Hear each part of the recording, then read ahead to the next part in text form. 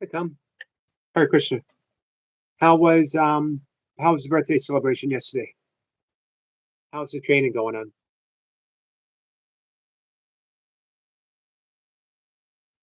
Hey, I wanted to ask you also, are you doing any kind of recovery work? Any kind of you know, deep tissue work?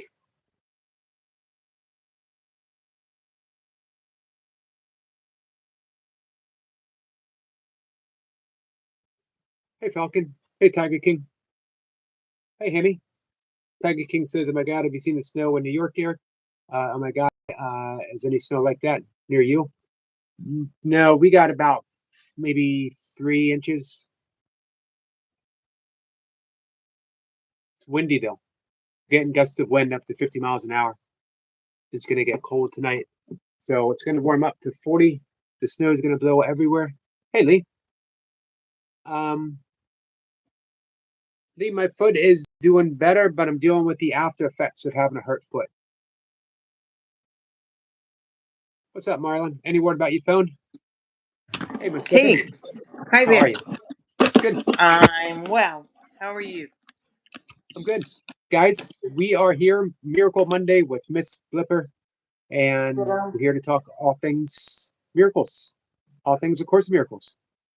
Can you wait just a second though? Because I have to go get my fishbowl. It's in the other room. Sure. Thanks. So, yeah, oddly, well, not oddly, because the foot was hurt, I was walking to keep pressure off of it, which put pressure on other parts of the leg, which are now strained. Another couple of days, I'll be back. Sorry about that, Marlon. So, I don't we're know waiting for the fish. I can't find it. How can you lose a fishbowl? It's true. How can you lose a fishbowl? I don't know. It's got to be somewhere, but I have no idea where. Everything's discombobulated. How big's your place? Um, there's 2 bedrooms and a bathroom and this little tiny living room. And I know it's not far. I could see. I think I know where it is actually. Hey, Sniper. My favorite part of your live is the goddess is back, the fishbowl goddess. I thought I was the favorite part of the live. Falcon says Miss Blipper is a good guest. She is a good guest. Well, she's a regular every week.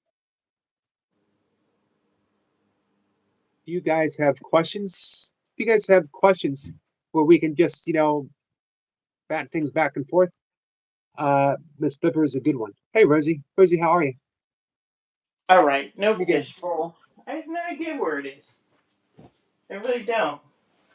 I hid it around, probably hid it away someplace because I don't know why. I have found it's helpful to have a designated fishbowl spot. Yes, I have. But then people came over. So normally it's just sitting here on the sofa with me. And then people came over and I put it somewhere, but I don't know where. That's the thing. And I don't feel like looking for it.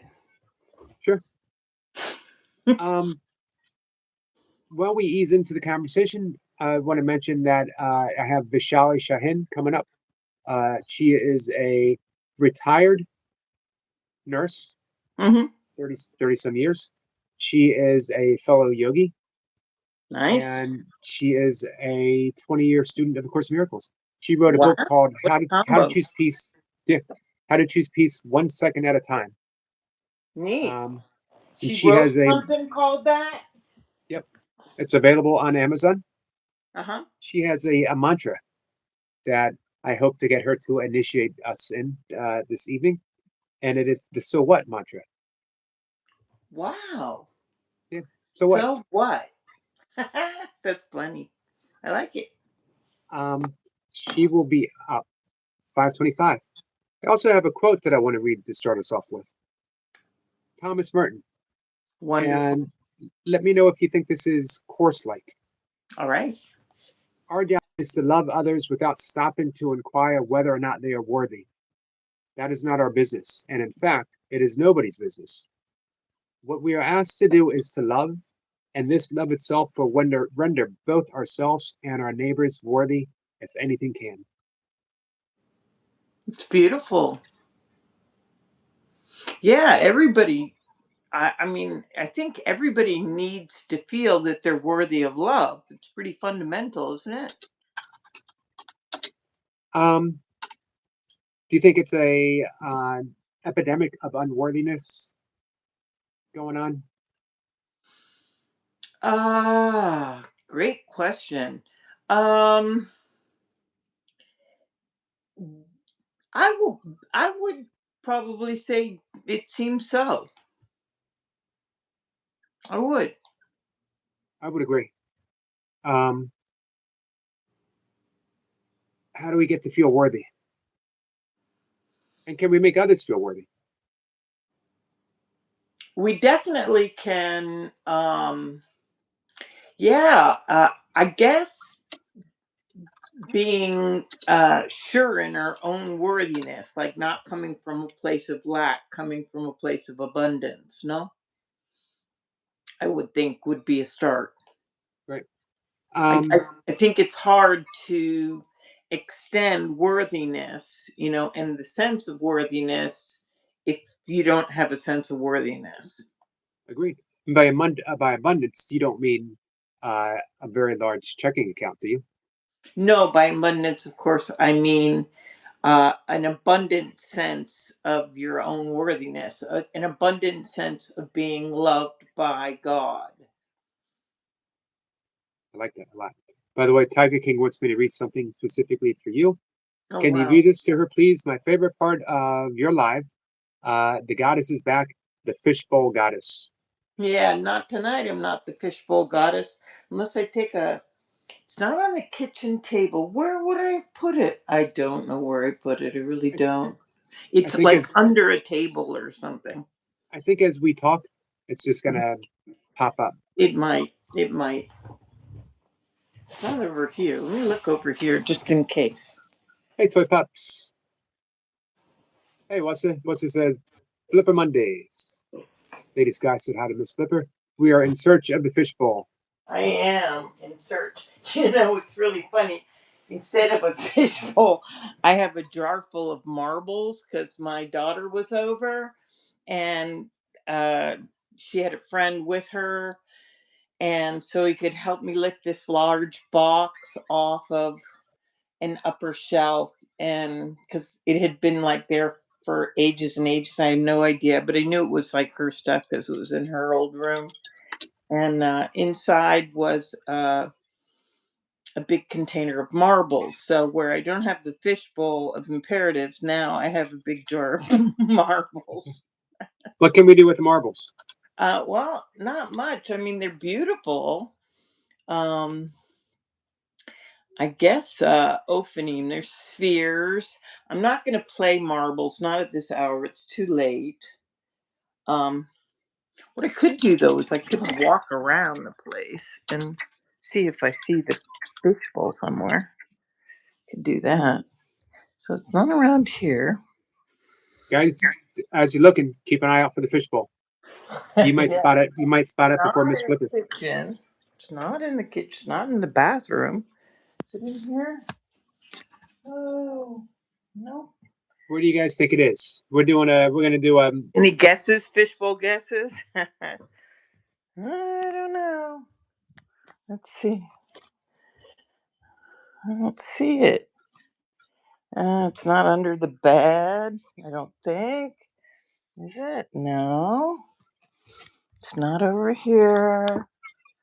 I really don't know. It's like I found it. You know where there it you go. was? It Where was was on it? top of the piano. The last place we ever looked for anything. Right. Like who puts a fishbowl on top of the piano? You want to know? Yeah, you want to know where I actually lost my piano once? Where? On top of a piano. Who would have guessed? There we go. So now I feel better.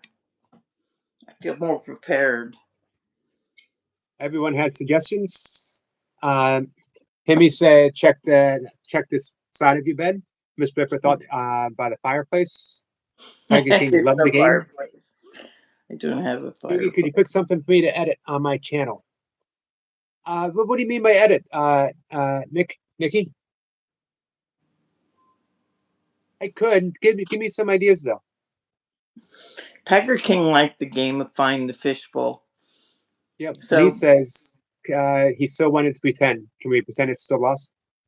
I'm yeah, gonna guess. sure. I'm gonna guess right now Absolutely. that it's right beside Ms.Blipper. Yeah, yeah, yeah, yeah.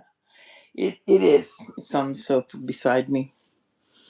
That's true. You ever lost your glasses on your face before? On my face. I think I've lost them on my head. Like if I Yeah. put them here, I Right. definitely lost them there. I don't know if I've lost them on top of my eyes, but I probably have. I probably have. Now my glasses are something that has its own place because it's really a disaster if I can't find my glasses. Right. So I have a bowl that is just filled with glasses. Yeah. So everyone wants to do this every Monday. Find the fishbowl. Can you hide it from yourself Sunday I night, can. and I then can. Monday we'll do the find the fishbowl. All right. Do you want to see God's head where Sure. the fishbowl wasn't? I don't know how well it'll show up. Let's see. There he is. God's head. Well, But the fishbowl wasn't there, so I try to I call it God's head because I like to keep fresh stuff in there. Like it's a little game that I play trying to make sure he's got something interesting going on in his brain. um, one of the things that's been on my mind Hmm. is practicing the course. Actually practicing, getting rid of all the theories, getting rid of the cosmology, um, metaphysics, and boots on the ground. How do Mm-hmm. you practice the course? How does Course in Miracles fit into your day to day life for you? A lot in that um on so many kind of in the way that you just mentioned, if you just don't do anything, it's going to arrive to you. Where is the fishbowl?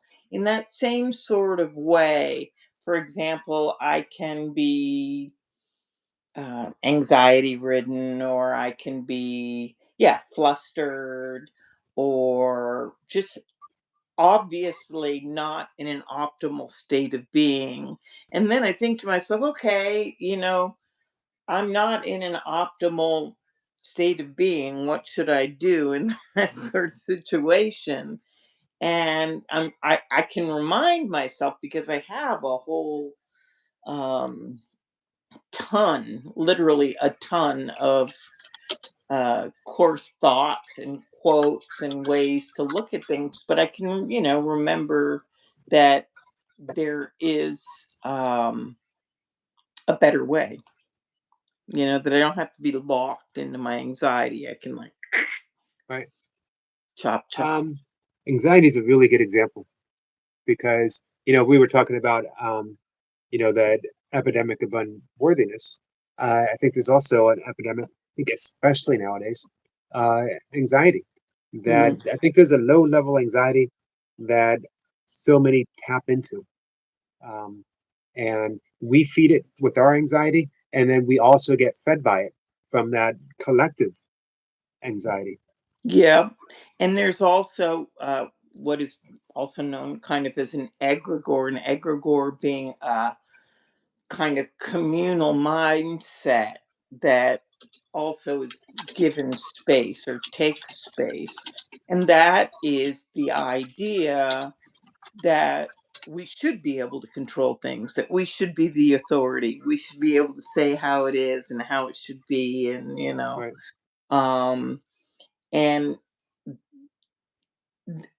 so it's left to us to remind ourselves that that's not really what we want, but it does go against a lot of the world's teaching because there's a lot of teaching behind that too you know There is. Hi, Conda.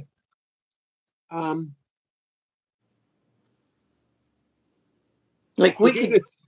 we Go ahead. that's why I liked so much when we called it the I don't know show, because Right. like who does that, right? Just go, "Mm, You know what? Coming back to that lesson 25, I don't know what anything is for, mhm, has been coming back to it repeatedly. has been such a blessing. Right.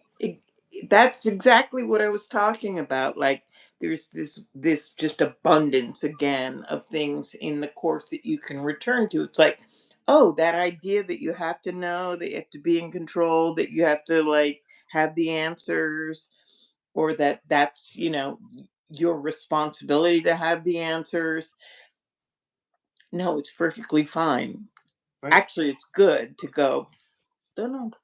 And the wonderful thing, hey Betty, I don't know what anything is for, but there is a presence within me, part of me, that does know That what doesn't everything know. is for.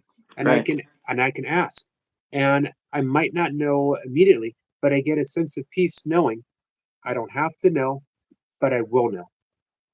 Right. And that sense of peace for me these days at my age, what I've been through is I could not put a price tag. Um, and in no way am I implying that I'm this, peaceful Course in Miracles yogi sitting on a lotus cloud. Life can be a mess, but I have the tools. Go ahead. You're not alone. Well, thank you. That's what it's telling you, Right. going to the, Holy Spirit, even if it's inside of you, um, it means that you're not alone.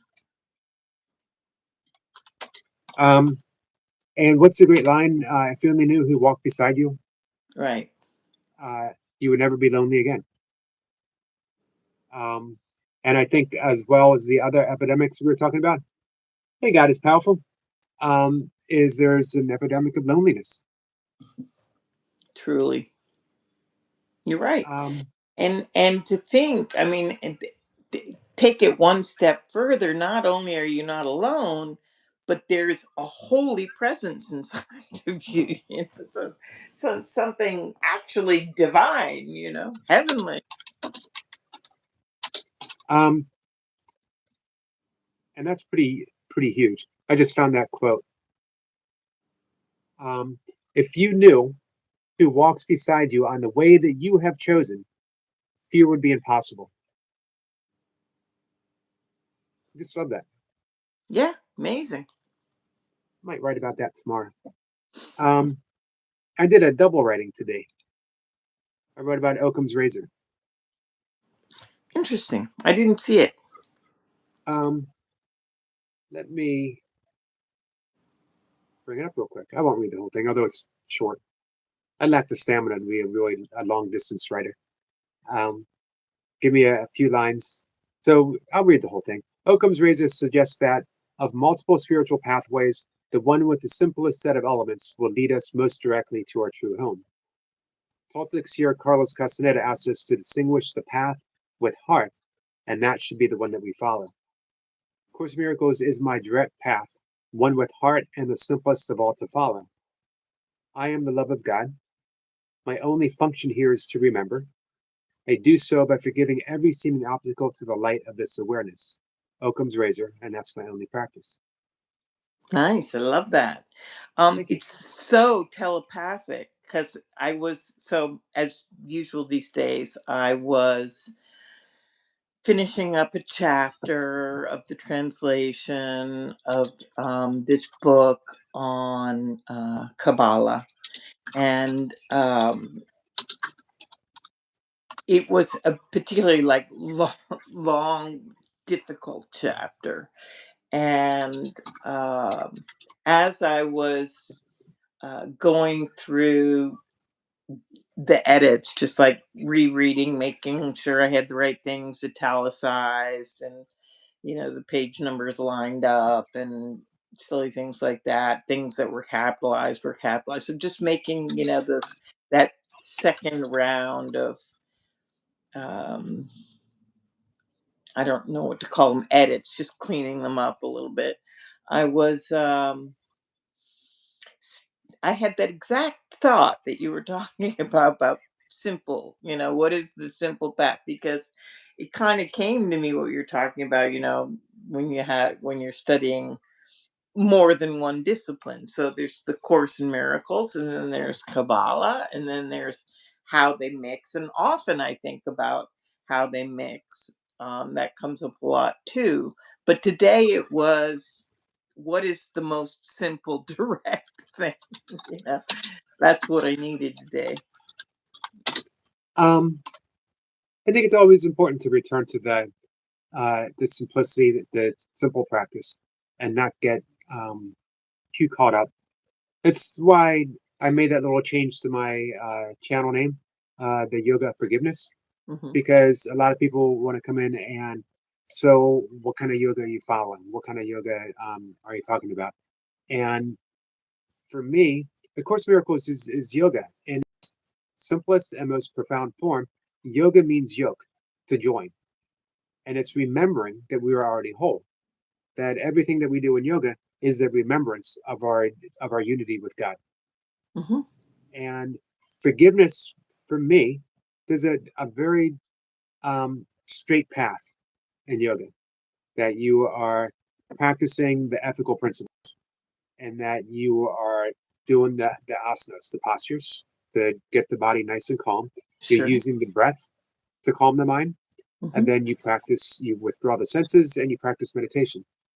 You've reached samadhi. Samadhi is also called God consciousness. Okay. Course in Miracles says, "Forgive and you are home." It doesn't say forgive and it takes you home, or you'll get there. When you forgive, when you practice true forgiveness, you're realizing God, because only God exists. And then you're looking in that person and you're seeing their holiness. Right. Right. And I can't see their holiness unless I see it myself, as you mentioned, what we were talking about before. Yeah. It's almost as if um, our role to a certain extent is, to what extent we may, is to reflect that energy. Right. This is a big hi to Big Al. Hey, Big Al, nice to see you. Yeah. And we have a question from Evan. When you guys use the understanding of the divine, is there any percentage of that being wrong because of the unknowing, and you just go for it? Yeah. Sure. Absolutely. I would say absolutely. I'd say I can't even speak for um I believe in a divine that is not even entirely conscious. Like, I that's the whole goal, is to become aware of Right. that divinity. So it's definitely a work in progress. Um, I like the word ineffable. I love the word ineffable. It's a Yep. beautiful word. And I love the great, I forget who said it first, the great spiritual quote, "Don't f the ineffable." Um, and we don't. I don't know, ego wise, anything about the divine. The whole thing would be the desire to in any case not limit the divine, right? That would not be. I don't think that that's what anybody wants to do. Constrain it, limit it. But so yeah, there's a big. You can't approach the mystery. This is why, um, you know, Moses couldn't look upon the burning bush. You can't approach the mystery, the ineffable, with like this certain knowingness, um, from the perspective of the ego. All you can do is surrender, Yeah. Appreciate, you can appreciate, when it's right? there, when you get that sense, recognize it. Um, I didn't see your question, Kat. Kat, could you ask it again? See if I can find it. Kat wanted to ask the question, and she was attacked by a stink bug. She was attacked by a stink bug? Yes. For real? No, I'm sorry, I had to leave for a second or two or three. Oh, We go after probably. No, no, we'd like to hear it, Kat. All right. Kat says, is yogi, yogi, yogi time, and I have lost track of the time. Does that mean that time collapsed? Have I learned some lesson I'm not aware of? That is my question. If we collapse time, can we feel it physically?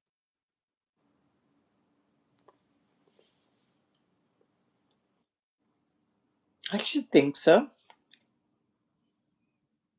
On some, I don't know about physically, but in that we'd have a sense of time being abbreviated. Yeah, Even suspended. yeah.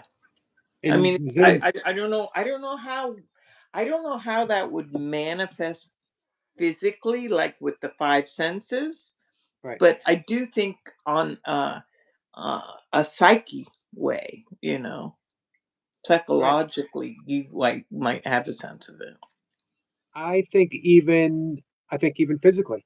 I I have meditated where everything stopped.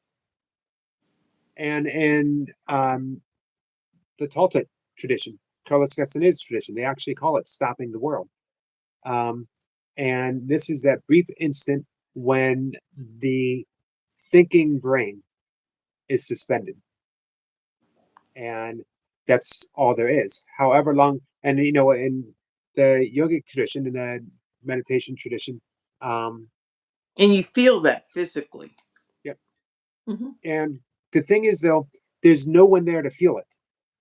So something happened, but you weren't the ego wasn't present.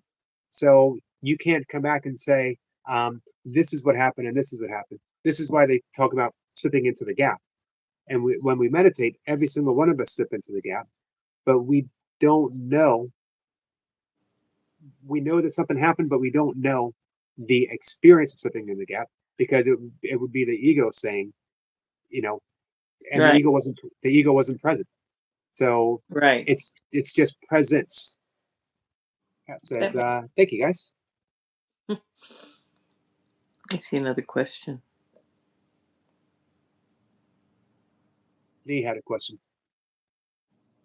Why is the thrill of the chase exciting? And why do we crave attention when the recipient gives it to us? And when is that ego related? The thrill of a chase. Let me Exciting. Go for it.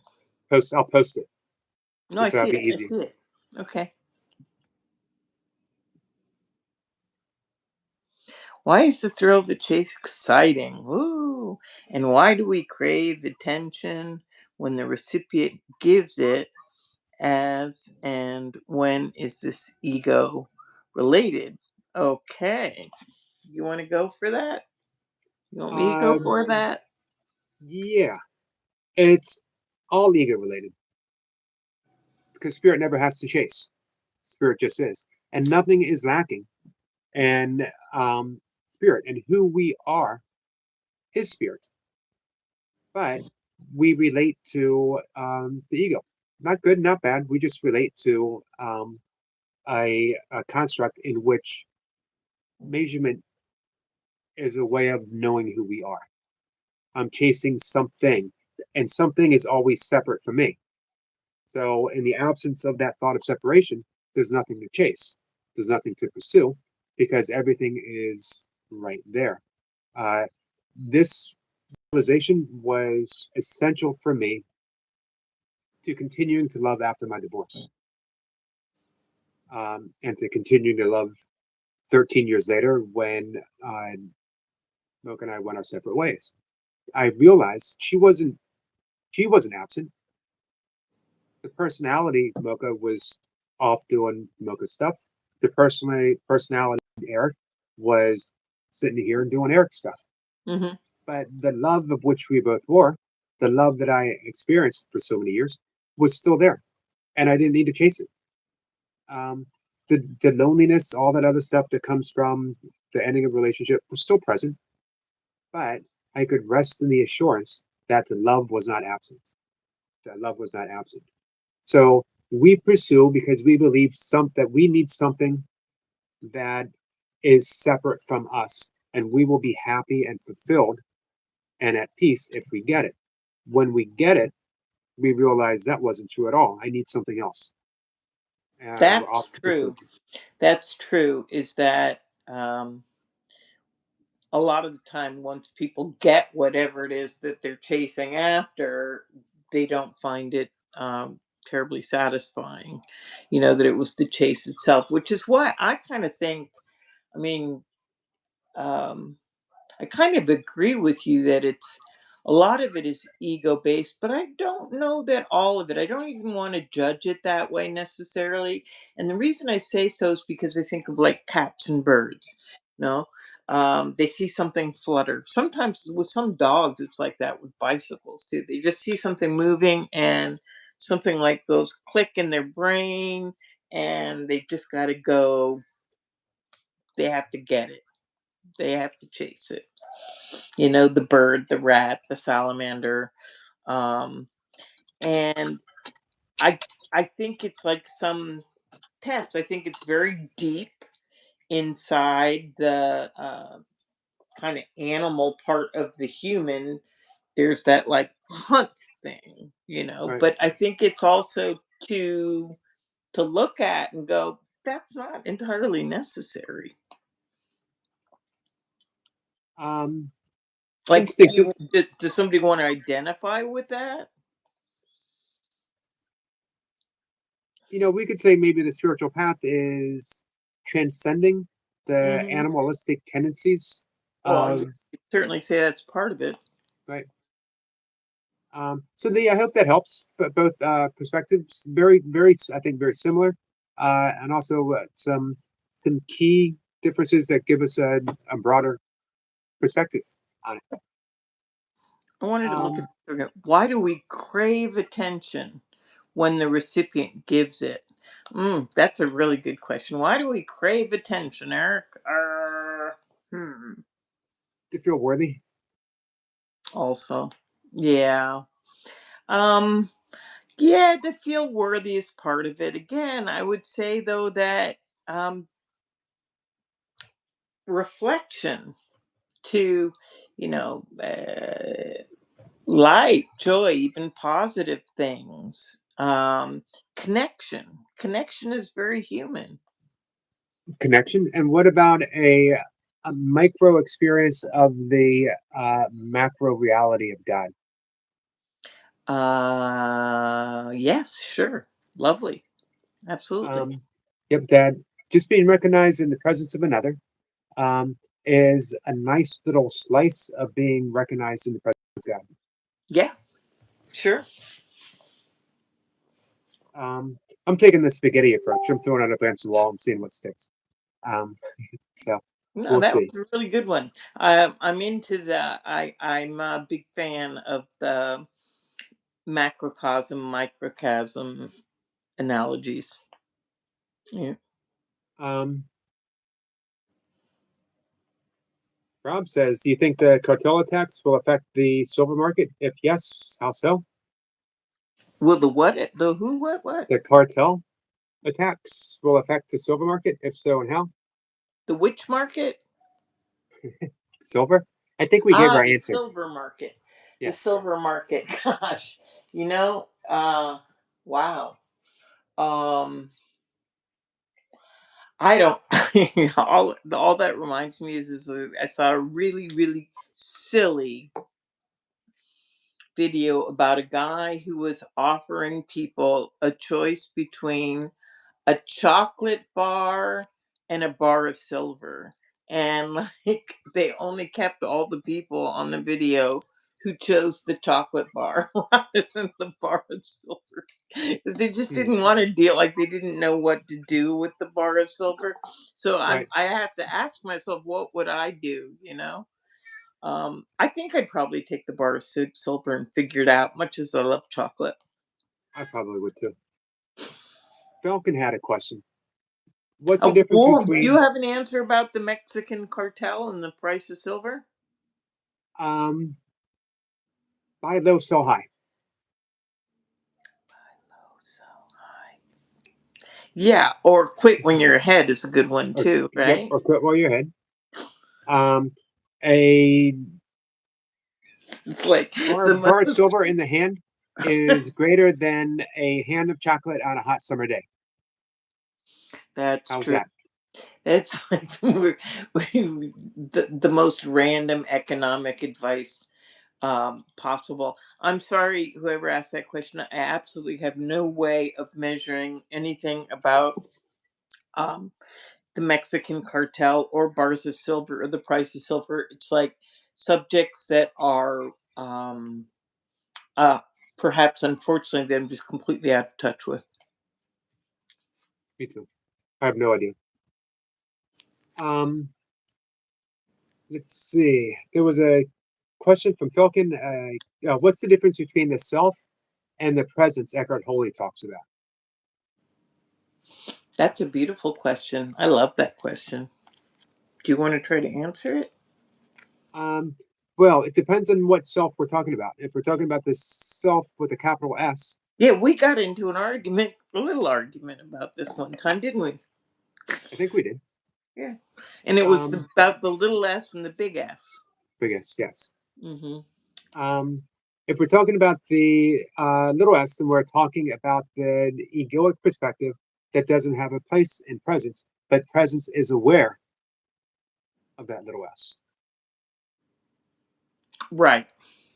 Um, Eckhart Tolle, when he talks about presence, he's talking about the spaciousness, the awareness of which we are, Mm-hmm. and that would relate to the big S, ourselves as awake, aware soul, Unified spirit. Yeah. right? One thing to keep in mind is that Eckhart Tolle was also a student of Course in Miracles in his early days, and he loves quoting the Course quite a bit. Yes, he does. Thank you, Pups. Hey, Tiny K. Nature Guy believes Nature Guy is Nature Guy. What day are you on in the Course? He believes that I think we crave attention to feed the ego.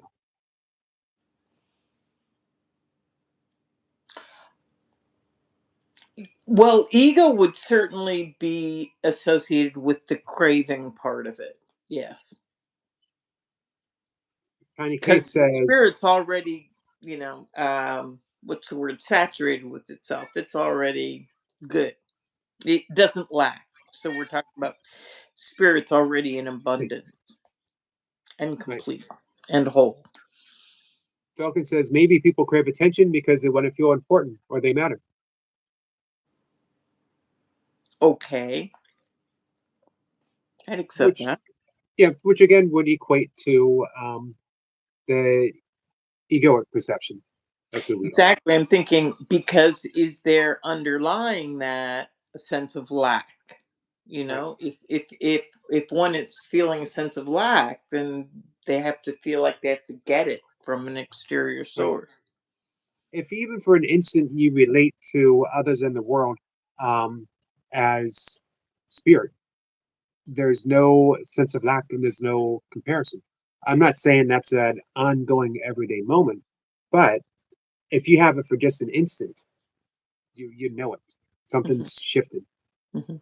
In You see, fact, all that's a line from the courts that all comparison is of the ego. right. Tiny K says, Yogi, who's the pretty girl next to you? Who said that? Tiny K. Hmm. Shall I introduce myself? Yes. No, you want Okay. me to introduce you? Ms.Blipper, yeah, go ahead. You do it. You do it. Tiny K, this is our good friend, the legendary, the wise, the insightful, and the loving Ms.Blipper. And she's not a guest. She's family. And every Monday, occasionally Sunday, because Miss Blipper has been extremely kind and flexible in my busier schedule these days We're all than it used for to be. easygoing scheduling. Yep. Um, and we gather around the big fishbowl. Um, Fishbowl. it's like Christmas every Monday, only with a fishbowl instead of a tree. we should we Um, should have a we should have a family holiday. yeah. Maybe you should, in the fishbowl are imperatives, all from A Course in Miracles. But they're like in in bite-sized pieces. You know, you could probably even eat an imperative and you wouldn't get sick because they're so small. But so it is so that nobody gets, you know, for people who don't want to get overwhelmed by too much information, they can just have a little like bite-sized piece. Um, Lee, this is a great question from Lee. Mhm. Yogi, I agree the ego isn't real, but why is it spoken of so much, so intensely? And by the way, I love talking about this. Beautiful. That's wonderful. Good So, question. yep. So why? Why do we? Why is it spoken about so much? Why is it spoken about so much in Course in Miracles, as well as Eckhart Tolle's entire books are about seeing past the ego. The entire structure of yoga and Buddhism Hmm. is gaining the insight, wisdom to Hmm. see beyond the ego, to not relate to that little ego structure. Yeah, I think that the idea is that whether can successfully do this or not, at first it just seems like we're trying to discern between what's ego and what's not ego, and that doesn't. Then we figure out that we can't really discern that very well at all.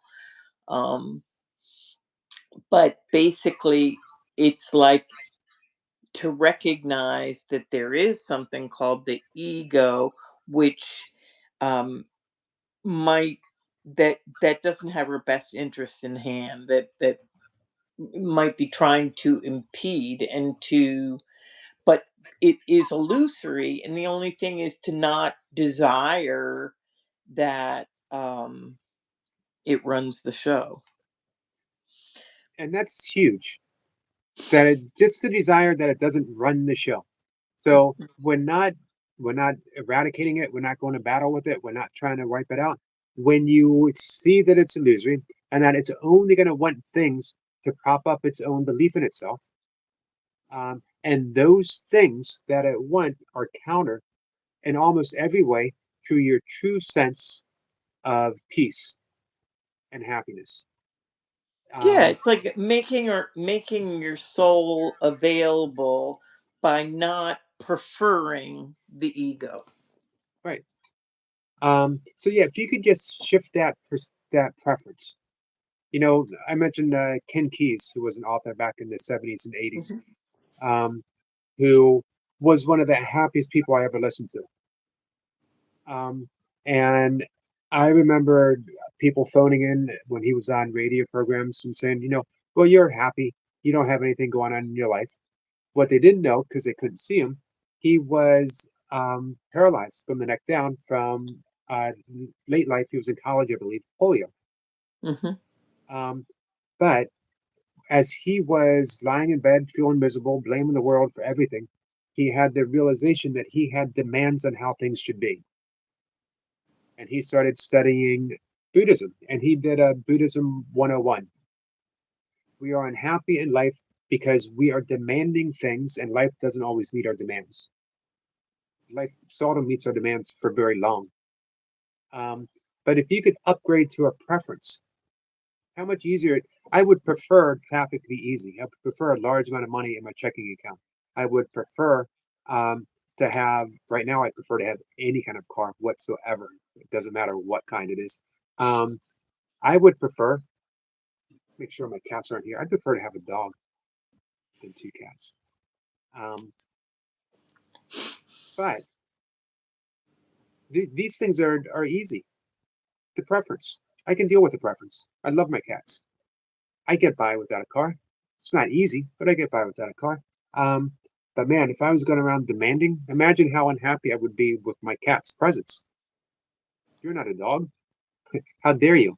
Um, so I I love that you think, said. yeah, go ahead. I love that you said preference. Hmm. Yeah, the other thing is, um, in in the private world of illusions, we can't share them, and that does create a sense of loneliness. Whereas in the world of spirit, all is shared. It's all given. So, uh, there's a big plus there. I love what Sherry said. Sherry says, I believe we talk so much about the ego because it's the loudest voice in the room and the sneakiest. It's seeking attention. Hey, Anil. It's Hey, like, thank you so much, Falcon. Falcon just sent 5 gift memberships. oh, so sweet. And our friend Jennifer's Journey, who, I don't know, Jennifer, you still here? Fastbuck, our good friend, somebody really. Sean, I haven't seen Sean for a while. Anil. Awesome, awesome, awesome. Falcon, thank you so much, my friend. Thanks. Very cool. Hey, Keith.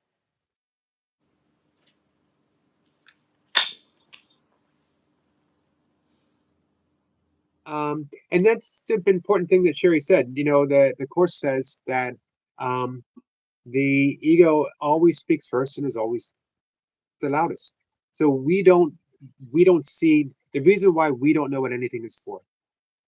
The reason why we don't see our own best interest is because it's drowned out by the shouting of the ego.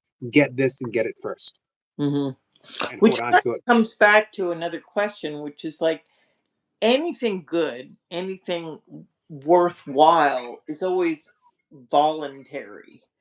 No, and I don't think that the ego is. I think the ego is quite insistent. I don't think it's always voluntary. We're not always aware that we're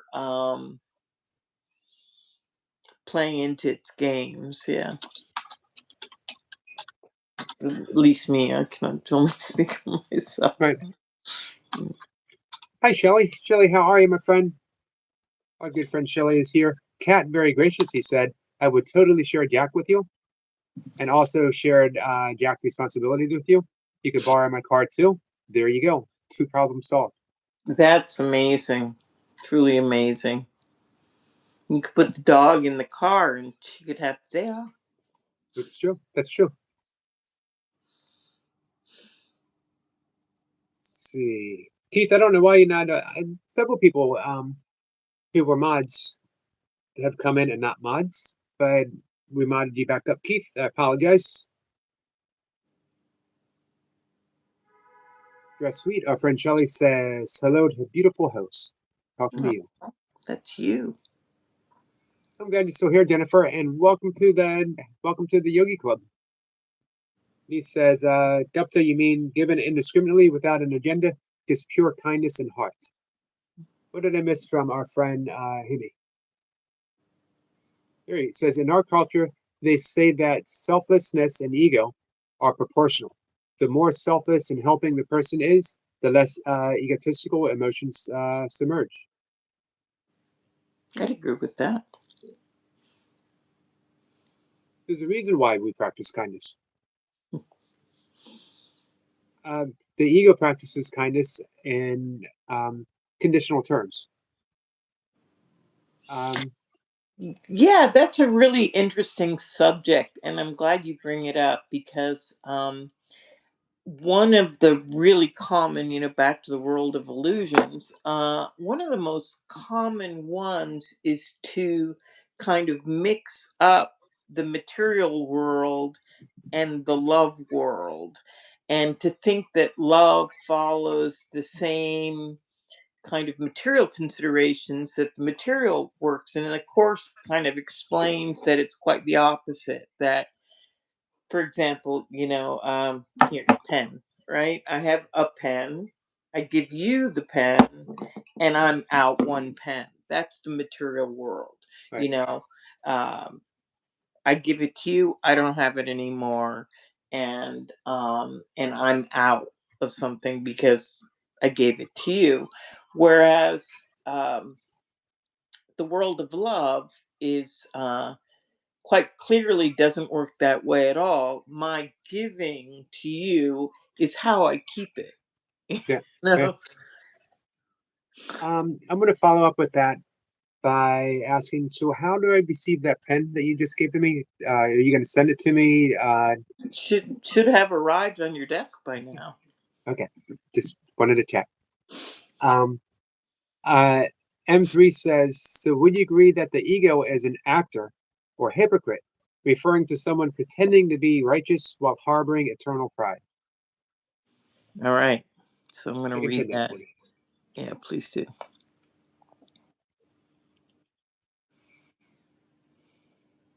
Oops.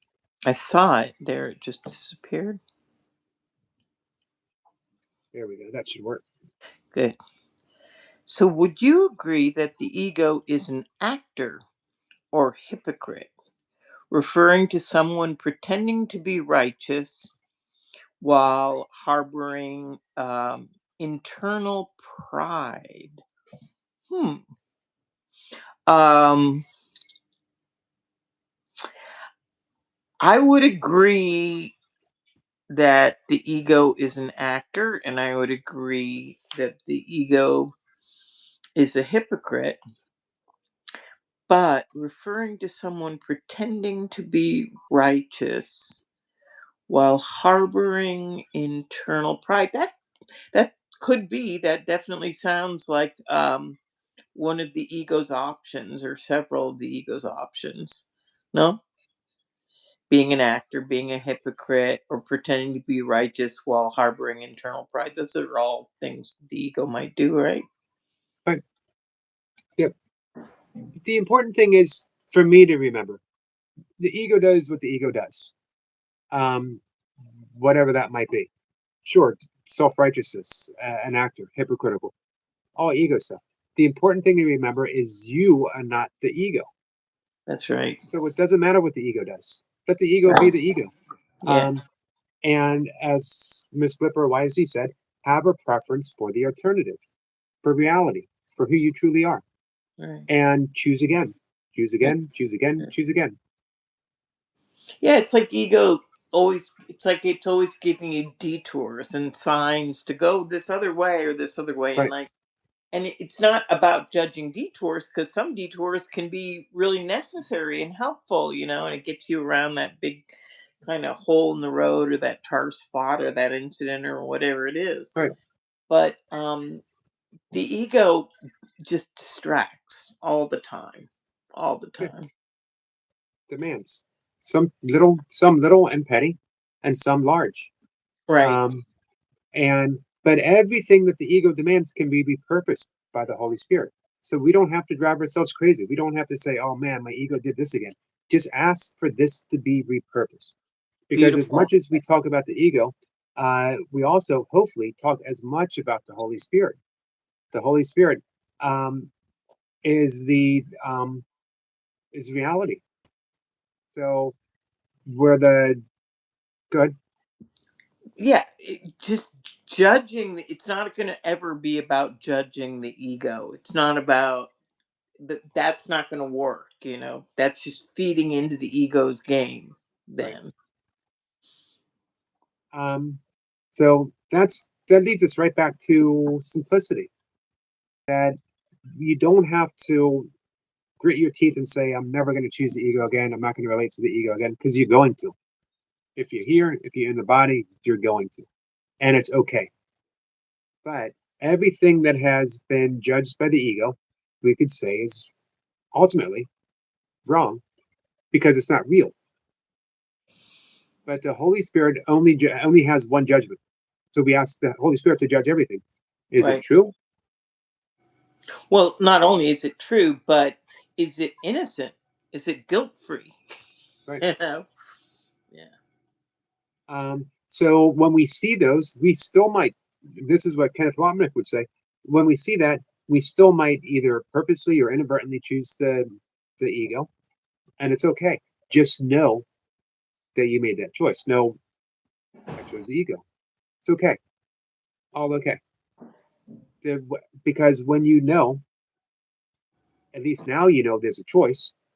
Before you might not have known a choice. Before you just sort of careen through life as an egoic pinball Mhm. and a giant. Nonetheless, I can say, I mean, from my personal experience, when I knowingly or unknowingly chosen the ego, which I do as much as the next person, um, it has been accompanied there. It does, in my opinion, has brought a lot.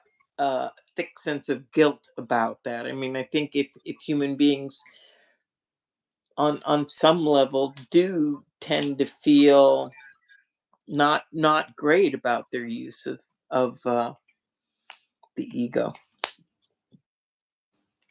Lee says, what if it's not about acting or being hypocritical? What if moods and emotions are volatile and you are natural in that moment?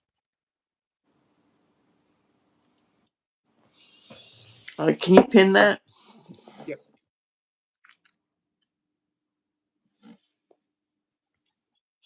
What if it's not about acting or being a hypocrite? What if moods and emotions are volatile and you are natural in that moment? That's a really interesting question, too, actually, for me.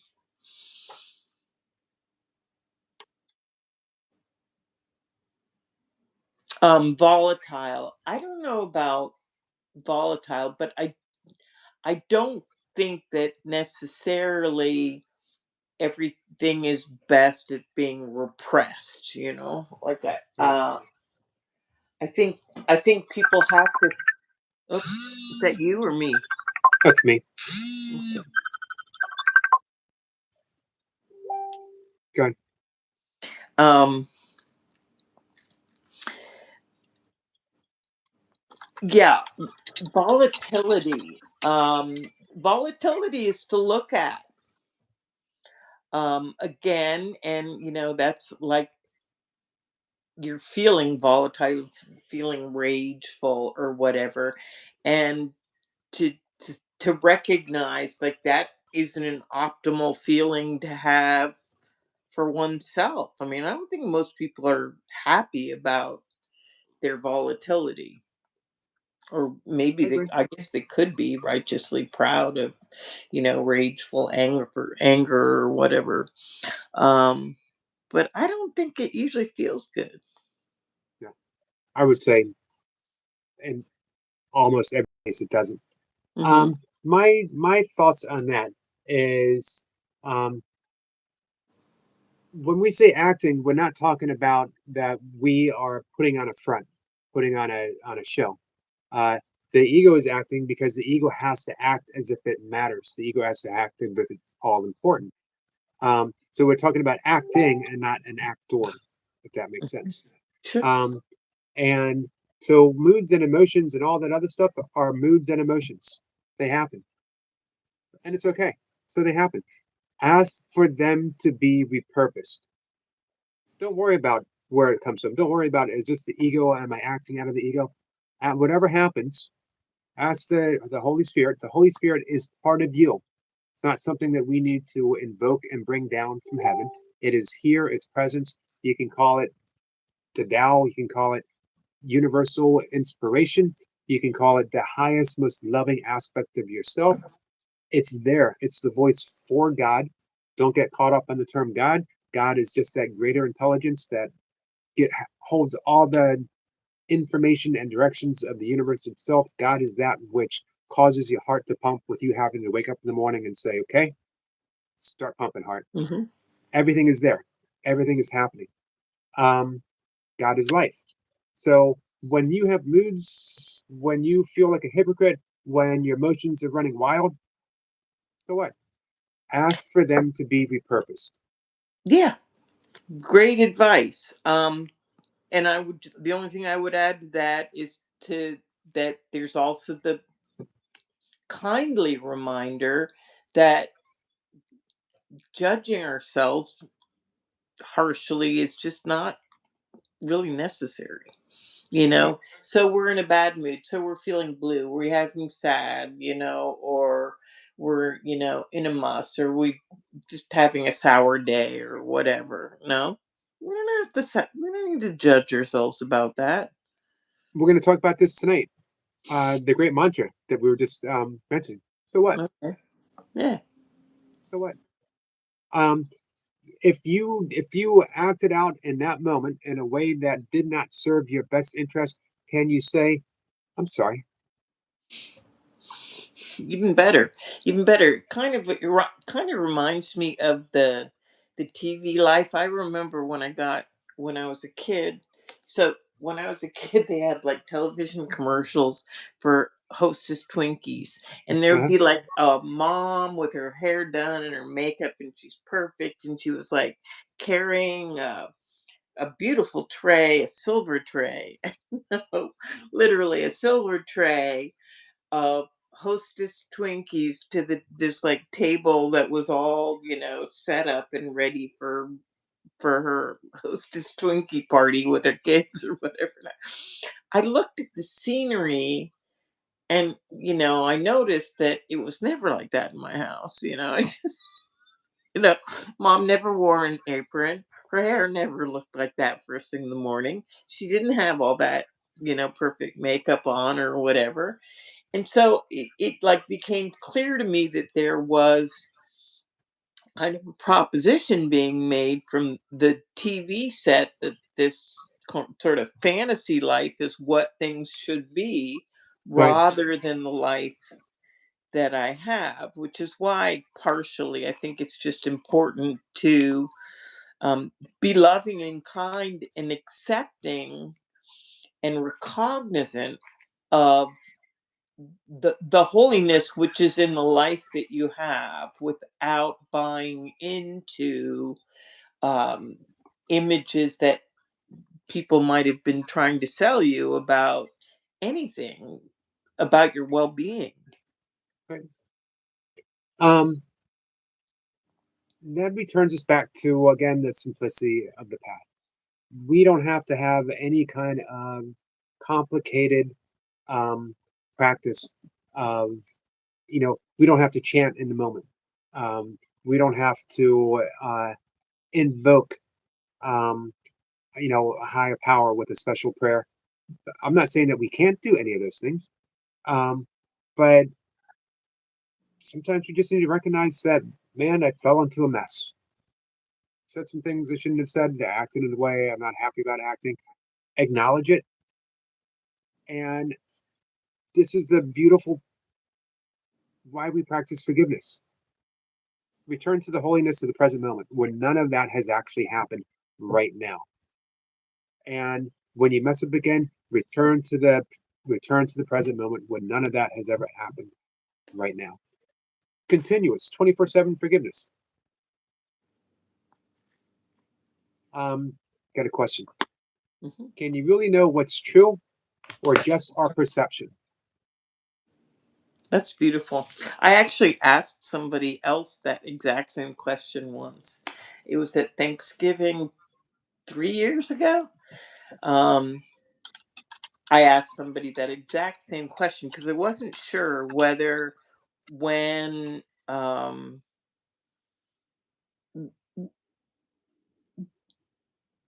when there's truth by perceiving it, if that makes it no longer truth.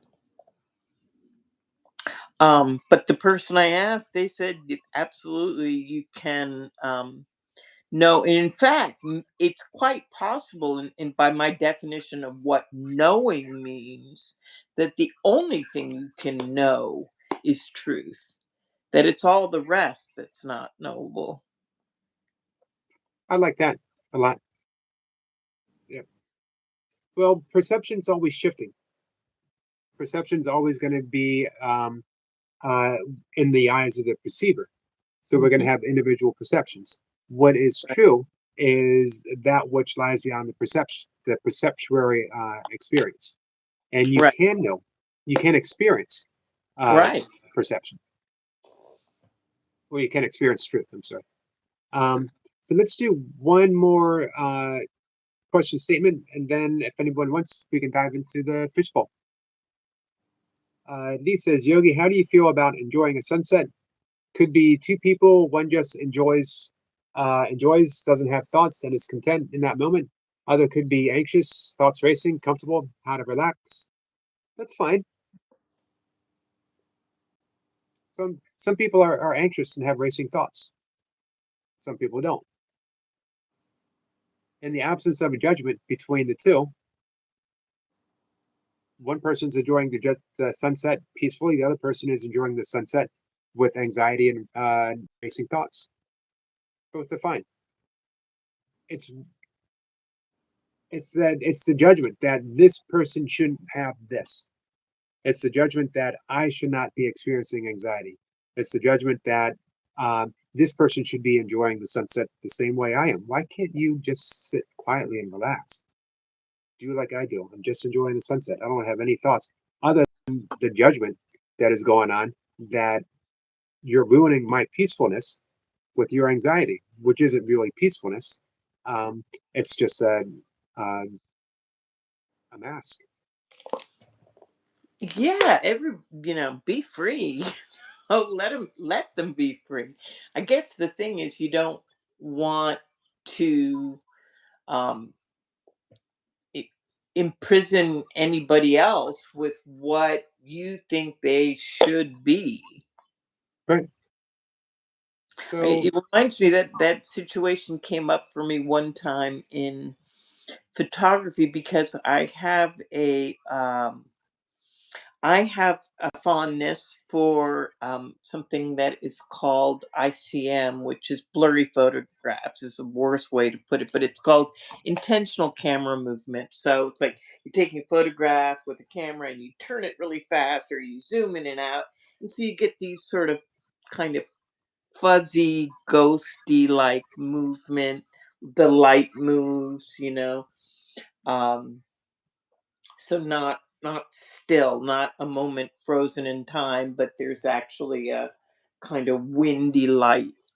And I love taking those photographs because I love the mystery of them and just like the play of movement. And then one time I was actually at a show, and I was like one of these people in this show of photographs, and a lady came in and she's just like, oh, that kind of photograph with movement and blurriness really made her feel nauseous.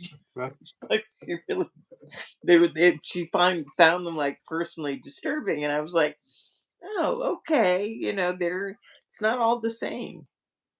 We don't yep, we don't have the same. We don't bring in necessarily the same baggage or the same experience. We all have different experiences. right. I wanted to touch on that, what you just said, really, because Lee says, I'd love to sit quietly and relax. Um, and that's a wonderful thought.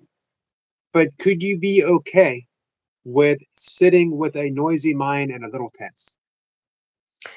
With the noisy mind and what? And being a little tense? Mm, Because here's the yeah. thing, if you're sitting there and the sun's going down and you have a noisy mind and you're feeling tense, be okay with that. This is how you're feeling.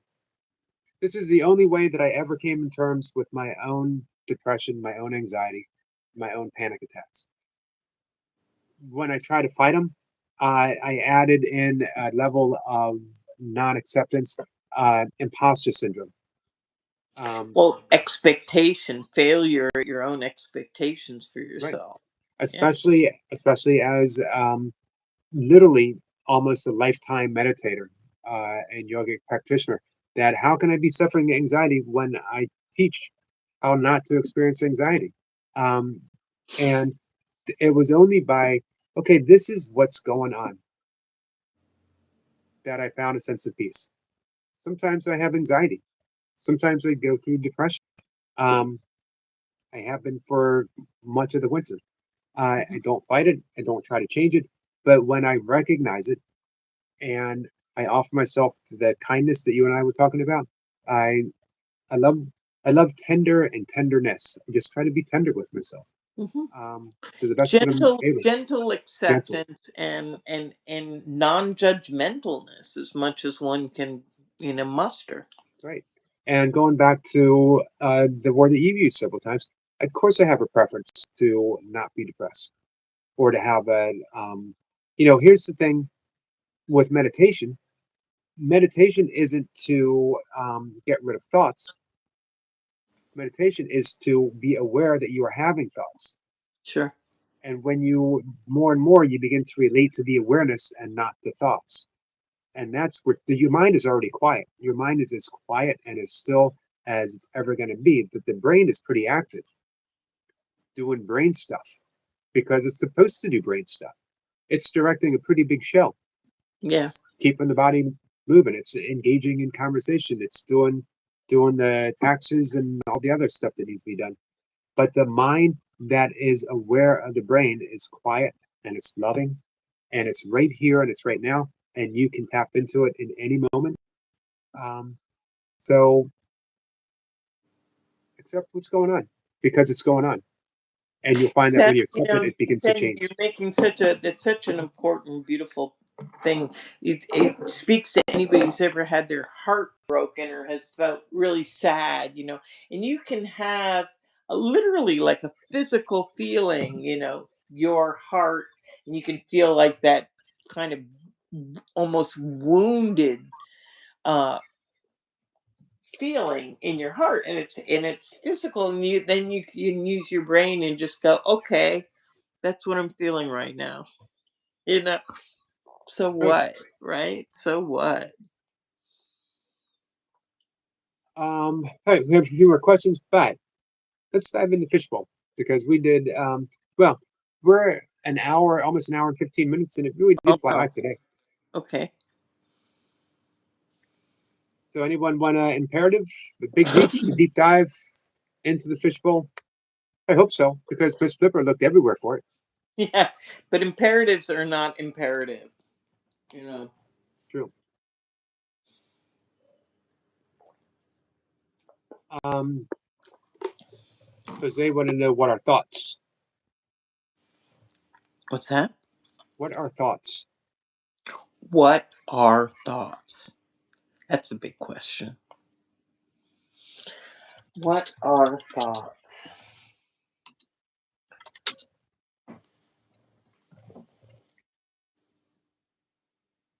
I suppose they're kind of like frames that we put the information that Right. we receive from our both from both inside and outside, both our inner world and our exterior world. We put it in frames. The course might break it down into two things. That we have the thoughts of the ego, which are ego thoughts are always of um, definition. The ego defining itself in some way. So they're like auto-referential or Yeah, self-referential. Is right. that what you're saying? And that's a very self-referential would be a we're going back to the little self, the S, the Hmm. small S. Right. And then Right. we have self-referential where we're referring to the big S, the Holy Right. Spirit, who we truly are, um, an idea, a thought in the mind of God. So Right. thoughts, Macrocosm and microcosm, but your buddies. right? Thoughts are either creating the illusion of the ego by have illusory thoughts creating illusions, or we are experiencing thoughts of the Holy Spirit, which return us to reality. Right. Thoughts, There's as the course has said, and I always love this kind of idea, which is it's easy for us to think of God as an idea. Oh, there's an idea, whether you like it or whether you don't, whether you like that word or not. But it can be harder for us to consider that we are just thoughts of God. That we're just ideas in God's mind. right? Both Adam and Sherry would like a imperative. I didn't know Adam was here. Hi, Adam. He just popped in. He might have been That's in the background watching. mm, maybe he has like aquarium too, so maybe his aquarium spoke to him. It's like, go for the fishbowl. His aquarium has water in it and fish.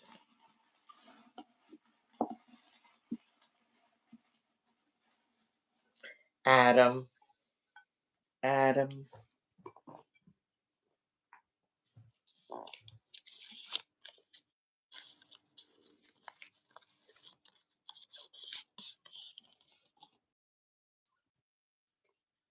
This is really crazy. This is exactly like what I said like 2 seconds ago. It says, accept God's frame instead of yours, and you will see the masterpiece. Beautiful. Poetic. Yeah. Accept God's frame instead of yours, and you will see the masterpiece. You know, Beautiful. some people say that Course in Miracles is entirely Helen's creation. And when I think about a line like that, and that the entirety of 700 and some pages coming from someone's imagination like that, it's still pretty amazing. You know that Yeah, that I don't. that I would. Yeah, absolutely. I agree 100%. um, like the thoughts of materialism scientifically, that the world is made of things, and those things, when they're arranged in a particular fashion, life arises. That when you have molecules arranged in a certain way, um, then you have a tree.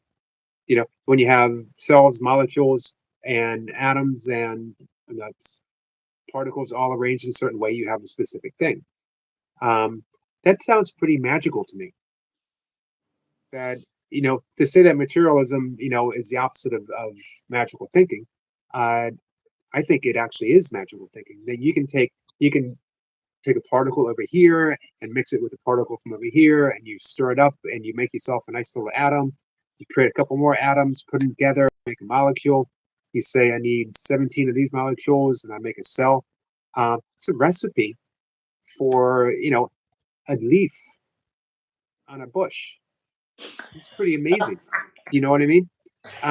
So no matter how I think about it, it always comes that there is an active intelligence that I can only say is God making everything be.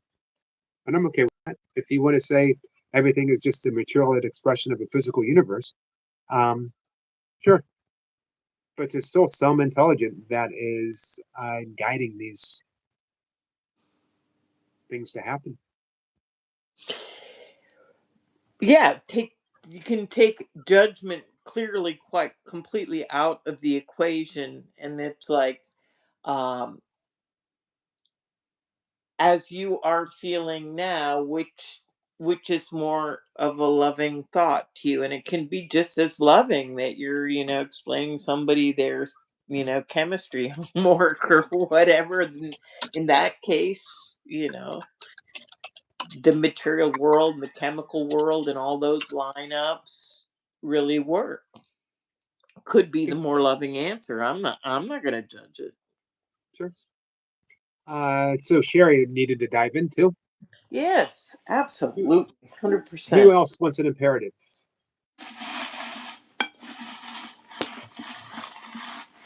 Or does anybody want me to hide the fishbowl again? I can do that. Hey, Toy Pups, are you still here? Sherry. Big one. It says, do not be deceived by the ego's interpretation of your conflict. The ego sees all dependency as threatening and has twisted even your longing for God into a means of establishing itself. One Can more we time? run that by? You want to unpack that? Yeah. Okay, do not be deceived by the ego's interpretation of your conflict. The ego sees all dependency as threatening and has twisted even your longing for God into a means of establishing itself. I talked quite a bit about that. Yeah, you do. You talk quite a bit about that. Yep. Spiritual ego or spiritualizing ego. Spiritualizing the ego, that I'm on a special path, that uh, it's my has to be this. That's one of the things I fell in love about the course is it said it's not for everyone, Yeah. but it does say it's as far as the course itself is concerned, it is the most direct and it can save you lifetimes. Um, and I do agree with that. Having practiced a lot of other stuff, um, nothing has ever brought me the immediate sense of relief, peace, and joy that simply practicing forgiveness as prescribed by the course does. Hmm. That I can choose it, and then I might be an hour later, 15 minutes later, I might find myself starting to fill up with these resentments again, the yeah buts, and I forgive again. There's no limit. There's no limit to asking for that miracle of saying, I keep slipping. I keep slipping back to this thinking that doesn't bring me peace. I'm just going to hand it over to you again. And eventually, you get tired of handing it over, and it's done. It's over. You're at peace, at least with this issue, until you piss me off again. Right. My next question was going to be, and are some things, do you find some things like quite a bit more challenging to forgive than others? Yep. But that's not because one is more challenging than the other. It's just because I Your believe, judgment is heavier on whatever right? it is. Yeah. Yep. There's no bureaucracy in miracles. A miracle is a Right. miracle is a miracle. Right. There's Um, no. I think that's the first principle of miracles is that there isn't one that's harder than another one. yep. Yeah. Greater, bigger, lesser, right? Yeah. Um, Falcon has said Falcon. cat wants a prerogative, and Falcon wants to know are all egos connected? I mean, is the ego one being in all of us? It's just one ego, according to the course. It's just ego. Yeah, is there collective ego? That's no, in an ultimate sense, there isn't, but there are those things where, what I was talking about before, egregore, which would be like kind of the idea of an entity of something which isn't real, but unfortunately influences what, you know, our thoughts and feelings on things, our egos. Yeah. Self Right? perpetuation of the ego, small s. Jennifer says she forgives her sister over and over again for being mean when she drinks. I'm naturally a very forgiving person, though.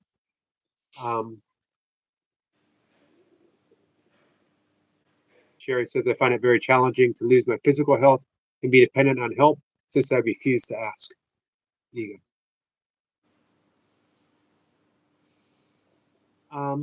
Yeah, all of that. Completely understand. Someone asked, I saw back there. I love what Kat said there. The ego is not controlled, the ego is undone. Yep, illusions are undone. Falcon. Can Miss Blipper pull out one for God, please? So I'm going to pull an imperative for God. Yep. But for first, we got to do it for Cat. Okay, I didn't know that Kat asked for one. Cool. Cat, cat, cat.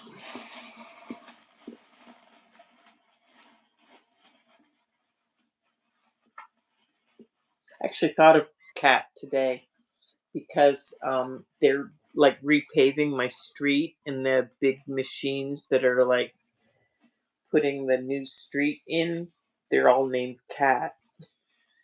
It's like, does Cat know she has so many big trucks named after her? Do they name those big like road paving machines Cat in America?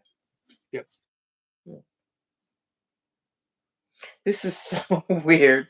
I just had the weirdest thing ever. Cat, you guys got the weirdest thing ever from that the fishbowl to date has produced, which is somehow a fortune cookie because they look the same as the fishbowl. Like, I'll show you. So here's an imperative. See how it's curly? And Right. somehow a Chinese fortune from a fortune cookie, um, imposter syndrome, went into the fishbowl, was hiding in the fishbowl. And when I fished out Cat's imperative, instead of the imperative, I got the fortune. And so What's the now I fortune say? well, I was gonna ask Kat, do you want the fortune or do you want the imperative? What is it gonna be? We'll give her both, just in case. It's nice. It's a nice um fortune. It says your view of life keeps you content. So that was the fortune that was in the um fishbowl. And then the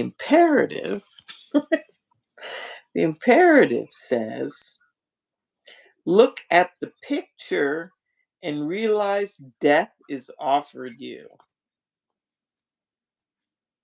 Hmm. Hmm. Cat likes the fortune better. Yeah. Well, your view of life keeps you content. There you go.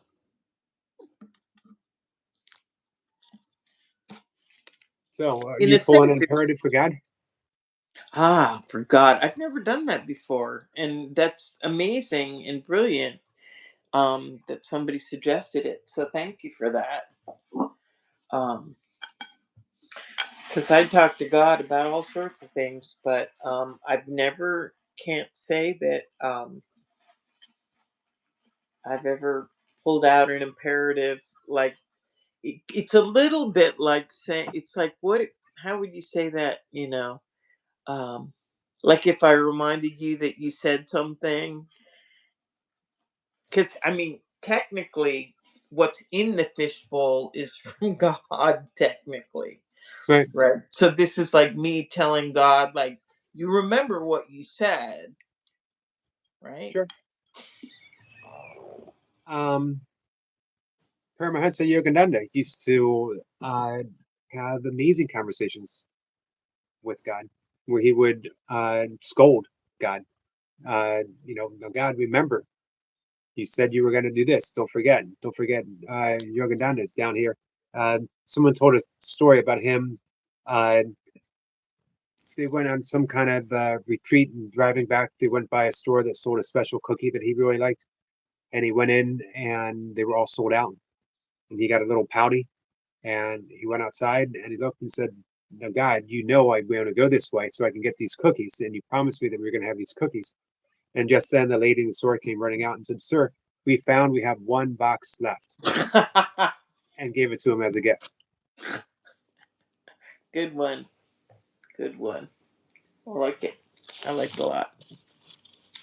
So this is the fishbowl imperative um, for God. And it says, lay no gifts other than union with God upon your altar. For nothing can coexist with it. Well, that's fair Yeah, I for an think that imperative for God. God might have flipped the tables a bit and gave that God gave that to us.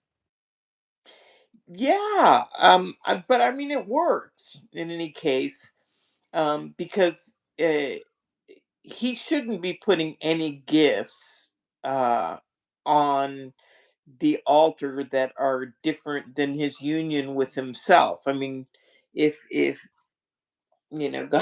God is our only hope at being united with ourselves. Right. Lay no gifts other than union with God upon your altar. So um, God's gonna be at union with Himself on our altar. For You nothing can coexist with it. Yeah. So it's like God or nothing. What is God going to coexist with? He can only coexist with himself. He right. can't coexist with the ego, really. You use the word altar fairly frequently. Altar? Yeah. Huh. Interesting.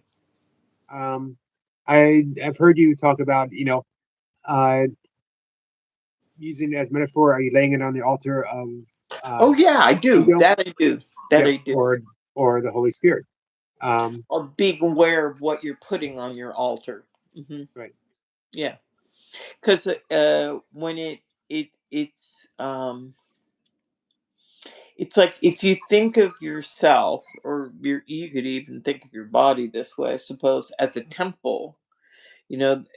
It's what are you putting in your heart, your mind, your soul. That would be the altar, and it's again not the heart, the mind, and the soul, but what you're giving to it. Right. Beautiful. Um, all right. We will probably get ready to wrap things up, but this really did fly by today. Yeah. Hour and a half. Um, and I enjoyed it. I enjoyed all the questions. Um, Me too. and talking about the simplicity. Cat drops a link for you, by the way. Ms.Blipper's link is in the chat. If you guys are not Oh, subscribed, uh, I hope you do. yeah, sooner or later I'll put up some content. Sooner or later, I got some ideas going with this book that I'm working on. Just got to figure out how to lay it out right. Hey, Praveen. Sherry Or when says, I thanks, when I everyone. arrive at that day where I just want to empty the fishbowl completely. Oh, I have to. Marathon session. Sherry Yep. says, thanks, everyone, especially Miss Blipper. Ah, blessings. Praveen says, hello, Miss Blipper, ma'am. Hello, Praveen. I'm gonna have to go pretty soon because my battery, or I have to plug in my phone because my battery is going low power mode or something. We'll wrap things up. Yeah. Thank you, Falcon. Thank you for help making it a great stream, my friend. Thank you for your questions, for your input. Thank you for the gifts that you have offered others. You've given me. All of it's much, much appreciated. Uh, guys, the reason why I do this, everyone here, um, just these conversations are a joy to me. I always Me walk too. away inspired and Forgiven. ready, forgiven. Yeah. Kat says, yes, this was fun. Thank you, guys. Fun and informative. Thank you, Kat. Hemi Yeah. says, thank you, sir, for Yeah. such a lovely chat today. Thank you, Hemi. We'll be back 5:25. We have another guest, author, retired nurse, fellow yogi, and fellow student teacher of A Course in Miracles. She has With a the book. so what mantra. What's that? With the so what mantra. The so what? Yes. So, and we actually were able to utilize that today, and we're not even Definitely. officially Trying it initiated. out. Right, Trying it out. Trying it warming out. it up. Hmm. Um, so come by and hang out. Great. Jennifer says, see you next time, handsome yogi. Can't wait for the next stream. Thank you, Jennifer. Thank you. You too, Adam. All right, Miss Blipper. Thank you again. Bye, everybody. Bye, guys. Thank you. You're welcome.